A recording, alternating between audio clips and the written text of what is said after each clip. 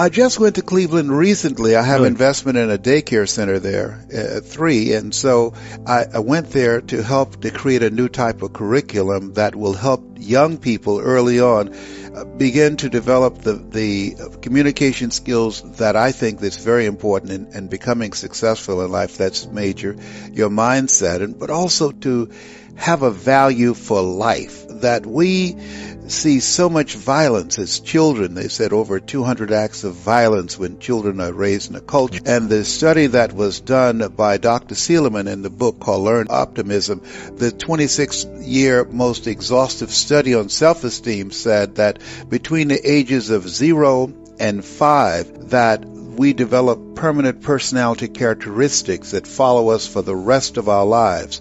And so I wanted to develop a curriculum that would teach children that life has value and that your life has value, to change their vision of themselves and to interrupt how they see themselves based upon being in a hostile culture. This is a hostile culture for people of color. And so, to me, one of the most important things to help people to overcome the psychic disrepair is creating a curriculum early on, and what we talk to parents about, that our children are molding today what they will be in the future. When I was a kid, I was born in an abandoned building on a floor with my twin brother Wesley, and we were adopted. When I was 6 weeks of age, I was labeled educable, mentally retarded when I was in the 5th grade. They put me back from the 5th grade into the 4th grade. I failed again in the 8th grade. I have no college training. So being identified and labeled as DT, the dumb twin, it gave me a lot of things to overcome. And one of the things that Dr. Seligman said, that when you are between the ages of 0 and 5, a word is formulated in your heart. That word is yes, or that word is no. So when you're raised in poverty, that vision of yourself, that culture, those circumstances, those conversations, those things that you observe, they begin to create the lenses from which you see the world. And so to overcome that it's a major, major challenge. They did a study of some top achievers and successful people around the world, and they wanted to find out what was the common denominator among them that enabled them to reach their goals.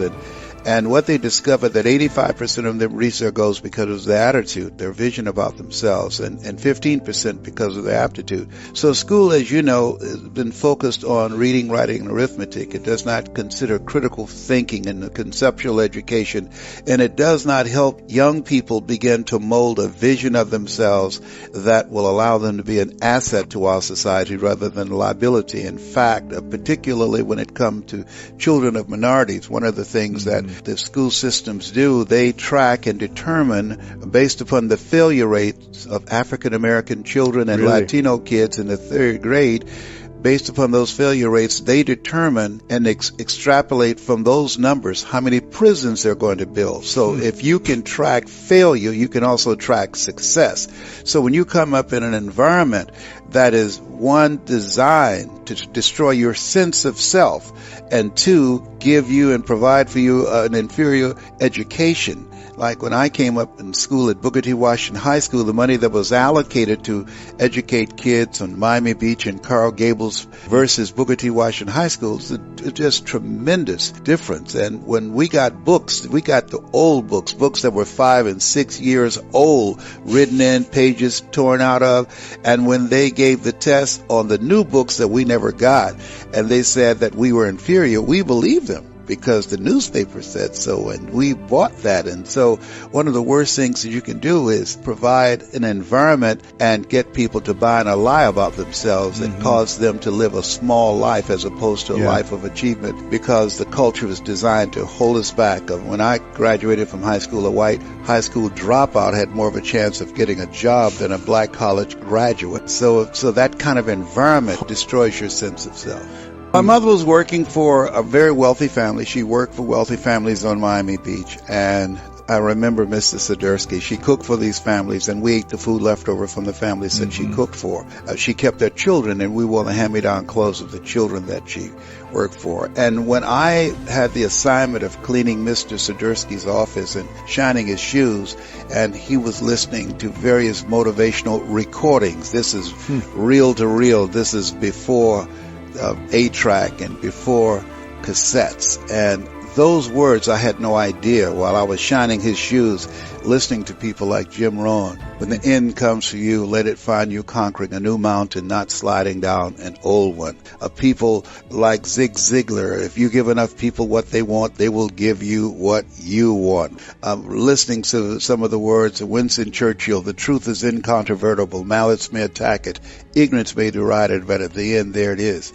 And so I had no idea, while shining his shoes, listening to these words, that it began to restructure my vision of myself. How people live their lives is a result of the story they believe about themselves. I train speakers how to discover their story, how to tell their story, and how to transform people individually and collectively by creating an experience. When I came into the speaking industry, it was based upon the book Think and Grow Rich by Napoleon Hill.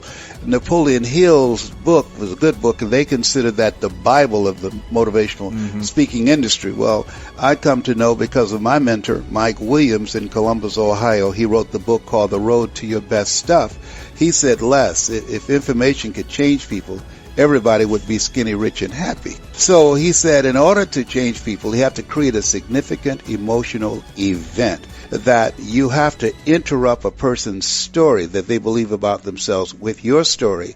And through the delivery of your story strategically, you dismantle their current belief system and inspire them to make new choices. Because at the end of a presentation, if you don't change how a person sees themselves, and if you don't expand their vision of themselves beyond their mental conditioning and their circumstances, and begin to allow them to get a larger vision of themselves and begin to ignite their spirit, you touch their hearts, and as a result, they leave your presence feeling better about themselves, but making new choices, because when you change how they see themselves, all you have to do after that is to get out of the way.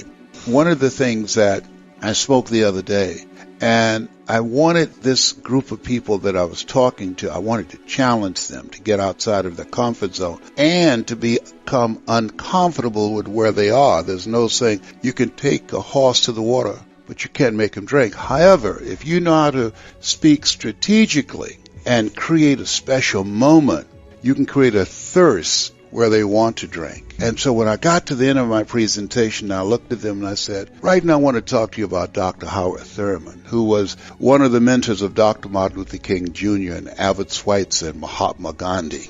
And when I was diagnosed with prostate cancer and my PSA was 2,400, I was pondering about my life. Am I going to beat this? And I was reading his words for comfort, and he said, the ideal situation for a man or woman to die is to have family members praying with them as they cross over.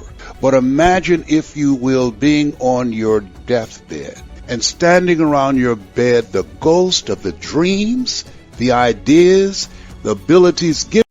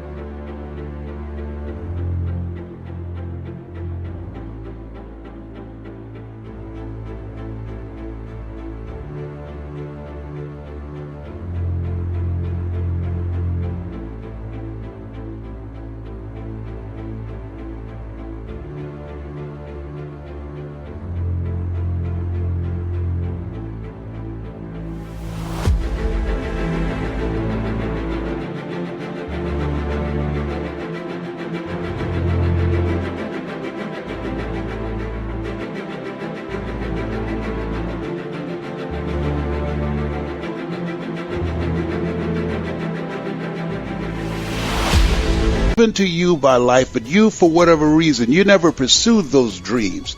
You never acted on those ideas. You never used those gifts, and there they are looking at you with large angry eyes saying, we came to you, and only you could have given us life, and now we must die with you forever. And the question is, if you died today, what dreams, what ideas, what gifts will die with you?